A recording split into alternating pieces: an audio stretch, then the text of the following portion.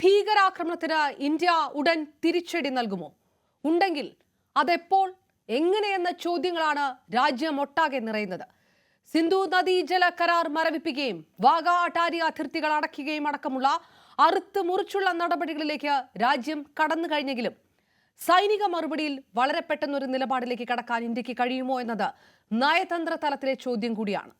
ആക്രമണത്തിന്റെ ഉത്തരവാദിത്തം പാകിസ്ഥാൻ നിഷേധിച്ച സ്ഥിതിക്ക് പാക് ഭീകരരാണ് ഈ ആക്രമണത്തിന് പിന്നിലെന്ന് വ്യക്തമായ തെളിവ് ലഭിച്ച ശേഷമേ ഇന്ത്യ പ്രതികരിക്കാൻ സാധ്യതയുള്ളൂ.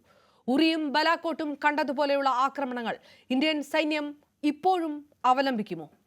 പ്രതീക്ഷിക്കാത്ത സമയത്തും സാഹചര്യത്തിലും സർജിക്കൽ സ്ട്രൈക്ക് എന്ന സർപ്രൈസ് അറ്റാക്കിലേക്ക് ഇന്ത്യ കടക്കുമോ എന്ന് അറിയുന്നവർക്ക് പോലും പക്ഷേ തുറന്നു പറയാൻ കഴിയുകയുമില്ല.